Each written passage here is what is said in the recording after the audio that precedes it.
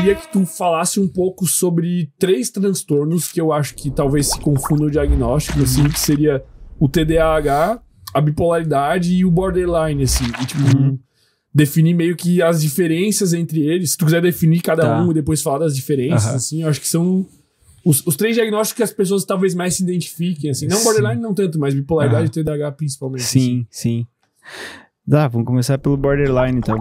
Borderline, assim, a oscilação é um transtorno uma oscilação de afetos, assim, muito intensos, de medo, de abandono, rejeição, real ou imaginário. O indivíduo tem medo, assim, de ser abandonado de forma real ou de pensar nisso.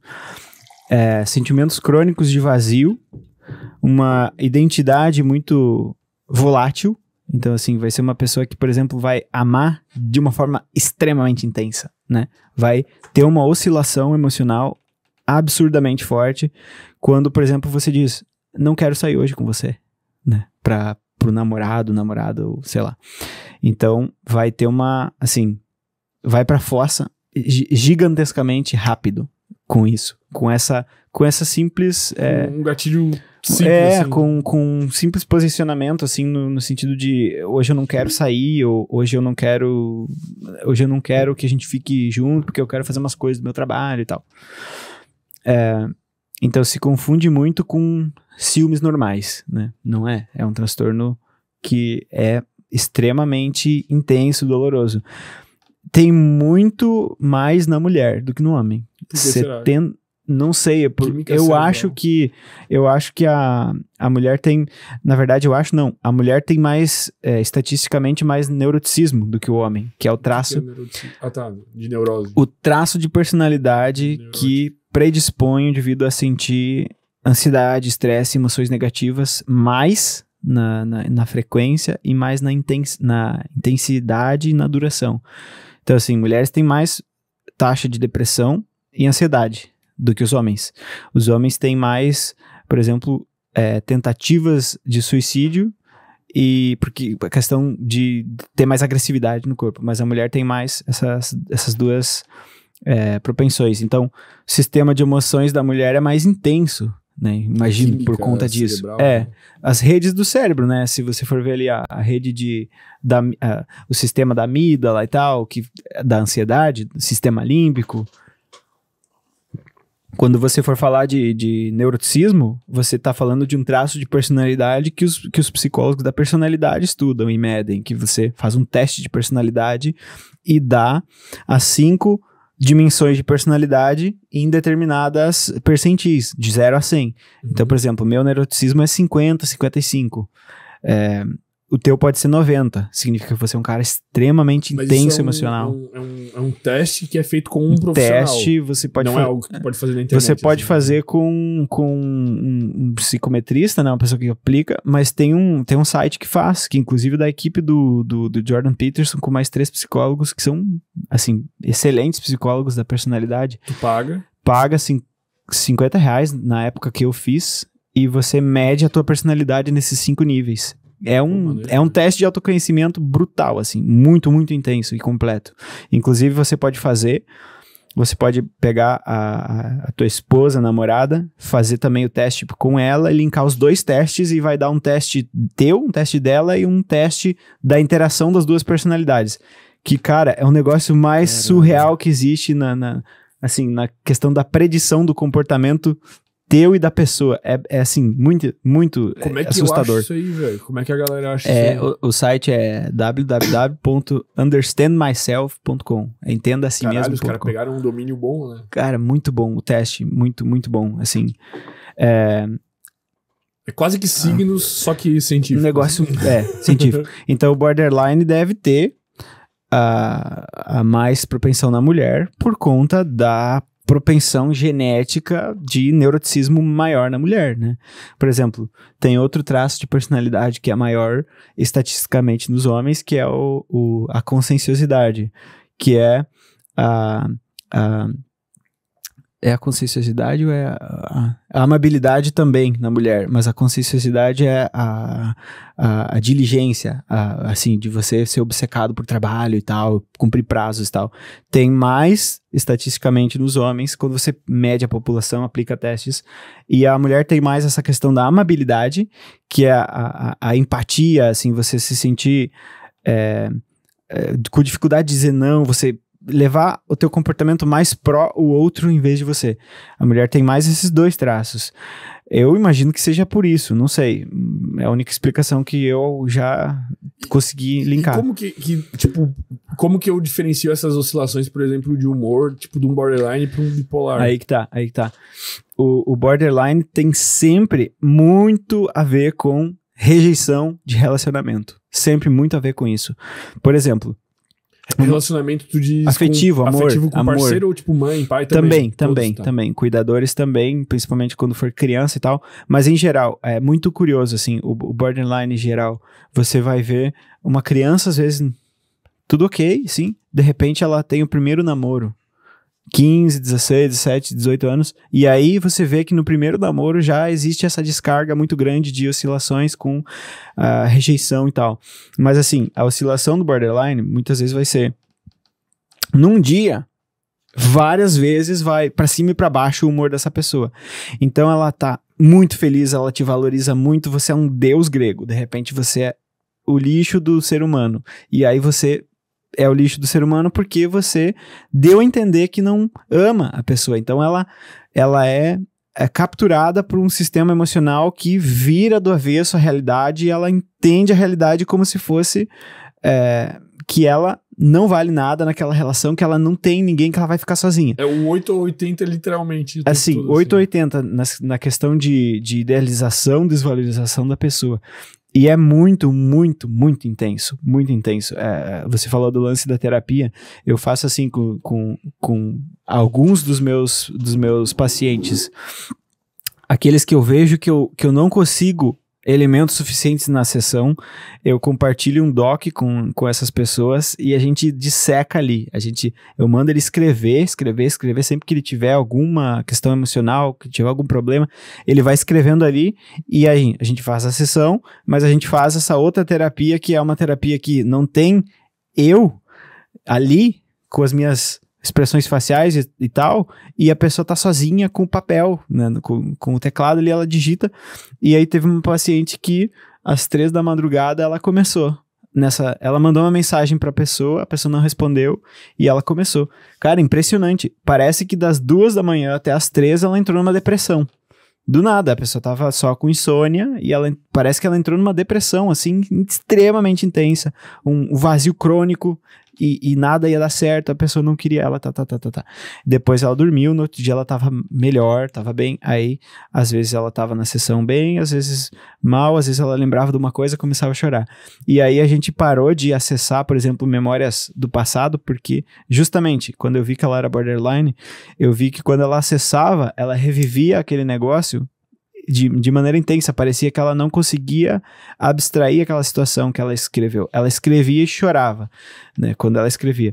Então, assim, o bipolar, ele vai ter uma oscilação assim, a hipomania vai durar pelo menos 4, 5 dias, a hipomania, que é um humor elevado, só que, assim, é mais irritável, é mais expansivo no sentido de grandiosidade, de iniciar projetos que não são projetos, assim, que a pessoa iniciaria se não tivesse naquele estado, impulsivo, irritado, mais sociável, mais assim, mais sexual, mais dopaminérgico de substância, mais isso. E vai tomar decisões que depois vai se arrepender e tal, e vai oscilar com períodos de depressão ou misto, né? Tem o período misto também, uma hipomania com depressão. Que daí é muito difícil você conseguir olhar esse cara e entender se ele tem TDAH e depressão, se ele é bipolar e tal. Mas assim, diferenciando da bipolaridade do borderline. O borderline, você vai ouvir ele falando muito sobre a pessoa que ele ama ou que não ama ele, ou etc. O bipolar, você vai ver ele falando muito que ele não consegue dormir, que ele tem uma necessidade baixa de sono e aí no outro dia ele tá vivaço, sabe? Vamos trabalhar e etc. Eu dormi 3 horas e não tô nem aí. Borderline vai dormir mal porque teve insônia, no outro dia vai estar com olheira, cansado, né? Então, assim, não tem tanto essa coisa... Essa baixa necessidade de sono normalmente é do bipolar. Bipolar, é muito característica do bipolar. Nos períodos de mania ou hipomania, ele vai dormir 3, 4 horas, vai se sentir saciado de sono, vai ficar com uma sensibilidade corporal menor, vai ficar assim, mais nos projetos, né? Fazendo projetos e tal, pensando em coisas. Então, vai estar, por exemplo, tem um paciente que eu diagnostiquei, ele falou, eu vou na praia com meu filho, eu tô lá, mas, sabe? A cabeça fritando de coisa. Eu tenho lá umas programações pra fazer e tal. Ele sente uma urgência de fazer, como você disse, né? Exalando energia pra ação. Pra fazer coisas, tarefas. Então o bipolar vai falar muito de tarefas, de estresse, de irritação, de impulsividade, por exemplo, eu também, diagnóstico de bipolar tipo 2 recebi recentemente, também tava tomando Ritalina. Juntos no transtorno. E aí o que acontece? Olha só como é a crise de hipomania. Eu comecei em 2018 um livro. Aí depois eu disse, quem sou eu pra escrever um livro sobre isso? Joguei fora. Depois eu fiz outro. E depois parei de novo. Depois eu fiz... Assim, dá um negócio, você acha que você consegue fazer um negócio que, na verdade, você não se sente normalmente apto a fazer aquilo ali. E aí você toma um monte de decisões... Nossa, eu comprei tanto curso que tu não faz ideia, entendeu? Eu faço. Nossa, cara... Assim, eu comprei curso de que eu vou levar 1 ano pra fazer esses cursos nessas hipomanias, né? Assim, vamos fazer, eu dou conta. Eu achava que eu tinha TDAH porque eu não conseguia entender os prazos das coisas e entender que, pra mim, por exemplo, elaborar uma aula do Antinatural, hoje eu sei que eu tenho que gravar a aula em 1 hora, 1 hora e meia, mas eu fico a sexta-feira inteira nisso. Eu fico desde manhãzinho, preparando, pensando o que eu vou falar, fazendo todo o negócio no celular, limpando a memória do celular para não sei o que, o lugar, tudo. E aí, antes eu achava que eu sentava e tentava fazer, porque eu achava que tinha TDAH. Na verdade, era essa coisa da hipomania. A atenção é prejudicada também na hipomania, porque você fica estressado. Toda pessoa que fica estressada prejudica a atenção dela. Mas é foda da bipolaridade, né? O que eu vi... Teve, tipo, a hora que a minha psicóloga me mostrou o documento, assim, tipo, que é mapeado lá pelo Dr. Renato, tal, que já teve aí. Eu falei, tá, cara, tu preparou esse documento aqui pra mim, tá ligado? E não, cara, ela falou, esse aqui é o geral, velho. E tem algumas coisas lá que pegavam. Mas o que é o inferno, né? Por que confundia tanto com o TDAH? Porque eu tinha 2 estados que levavam à procrastinação. Um deles é quando eu tava... com o humor em baixa, que eu tava, tipo, meio depressivo. Eu, tipo, cara, não tenho motivação pra fazer as coisas, a vida não faz sentido, somos só macacos construindo prédios. E um outro estado que eu tava tão motivado, cara, que me leva, tipo... Tá com tanta energia que eu procrastino de tanta energia. Tipo, eu fico buscando tantos projetos, tantas coisas pra fazer que eu não consigo fazer o que eu quero fazer. Isso. Tipo, eu busco outra coisa que eu tô com tesão de fazer naquela hora, tá ligado? Então é um inferno, velho. Você não consegue ter o controle executivo, né? Isso acontecia comigo quando eu tava com uma hipomania. Na época que eu tava na clínica do Wesley, eu achava que eu tava que eu tinha TDAH e eu tava com hipomania todo o tempo. Assim, ó. Eu tava em hipomania, eu acho que fazia 1 ano e meio, sei lá. Eu tava sempre naquele estado. E assim, eu entrava num site eu entrava num site e tinha um artigo científico. Eu até tratei isso na minha terapia com o Perim. Eu disse, cara, eu entro lá e eu não consigo abrir todas as abas daqueles malditos artigos que eu achei interessante o título. Aí eu entrava pra ler um artigo, quando eu tinha 7 artigos na tela e se ramificavam pra 14. E aí dava uma ansiedade brutal, eu não conseguia ler nenhum deles e passava 2 horas. Cara, que inferno! Porque daí você tem uma motivação brutal pra fazer, mas é como se você fosse assim, pipocando em cima das coisas, e você não consegue aprofundar. É tipo aquele estado de, tipo, eu tenho tanta coisa pra fazer que eu não vou fazer nada. Não vou fazer ligado? nada, Tu porque trava porque... E às vezes eu travava de ficar pensando nas tarefas que eu tinha pra fazer. Eu começava, vou fazer isso, vou fazer aquilo, vou fazer isso. Passava umas horas e eu via que eu tinha ficado, sabe, girando pela sala, abrindo coisas e fechando coisas. Eu passo por isso E a ansiedade não dava pra sentar e dizer, o que eu tenho que fazer agora é isso aqui. Legal, vou fazer isso. Acabei.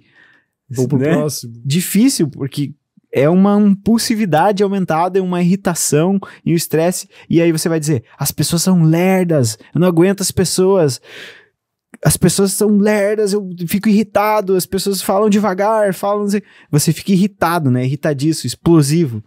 E aí quando vem a depressão junto com isso, aí sim, né? Porque daí você fica irritado, explosivo, e aí você diz que nada faz sentido, que tudo tá um lixo, que a tua vida tá uma desgraça, que não sei o quê. E aí você compra um curso de 5 mil e teu salário é 3. E aí fica pior ainda. E aí você vai conversar com a pessoa que você ama e você dá uma patada nela, porque você tá irritado. E, nossa, é complexo. É complexo. É complexo. E tu vê uma solução, tipo, pro borderline, por exemplo... Como é que é o approach pra um borderline? Como é que tem que ser o approach pra um bipolar? Tipo, que tipo de medicação tu busca num borderline? Tipo, um estabilizador de humor, sei lá? Uhum. Eu não sei como é que trata na medicação do borderline. Mas digamos, essencial, assim. Às vezes sim, os pacientes que eu tratei, sim, precisou de... Às vezes precisou de medicação serotoninérgica pra ele dar aquela estabilizada e entender assim, tá tudo certo, e fica menos ansioso, menos impulsivo, no sentido de o mundo não tem o que eu preciso, mas às vezes foram medicados com um estabilizador de humor. O psiquiatra vai entender a estrutura do sujeito, a vida dele e tal. Teve uma outra coisa que você perguntou antes, junto com isso, da medicação. O tratamento. O tratamento do borderline, a terapia que funciona mais é a terapia dialética comportamental. É bem interessante. Eu não domino ela, mas eu sei como ela funciona. E aí, sim, hoje o que eu faço na minha clínica é... Como eu trabalho melhor em diagnosticar, eu pego as pessoas, diagnostico e passo para os outros. Então Eles são mais especializados. Tem 4 psicólogos que trabalham comigo. Uma é muito boa em toque, outra é muito boa em TDAH, outra trabalha muito bem com borderline, outra trabalha muito bem com casais, terapia de casais, questões sexuais, etc. Outra trabalha muito bem com todos os transtornos de ansiedade, depressão. Então eu consigo trabalhar melhor e gosto mais de diagnosticar em poucas sessões e ramificar para eles e atender os casos de superdotação, que daí eu consigo assim, me sentir mais... É mais difícil, é mais desafiador até. Eu me engajo muito mais. Quando eu faço diagnóstico, e depois que eu faço diagnóstico, eu começo a sentir necessidade de algo novo ali. E às vezes não tem, eu tenho que só fazer o tratamento, né? Então eu me especializo mais em fazer o diagnóstico, tentar ter sempre na cabeça esses critérios e tal, e passar para eles. Mas a terapia aqui do borderline é a terapia comportamental dialética, né? Você vai tendo que fazer o indivíduo olhar para os comportamentos dele e tentando nomear as fases do comportamento, né? Aqui você não estava tão racional, aqui você estava mais emocional, aqui você, assim, tava teu eu mais explosivo ali, mais... E até analisar, tipo, se aquilo é normal, vamos dizer assim, tipo mapear o que seria um comportamento... Tentar mapear para tentar, quando acontecer, se colocar numa situação onde o ambiente force a pessoa... Por exemplo, teve uma paciente que eu tinha que ela solicitava que a pessoa mandasse comprovações de onde ela estava.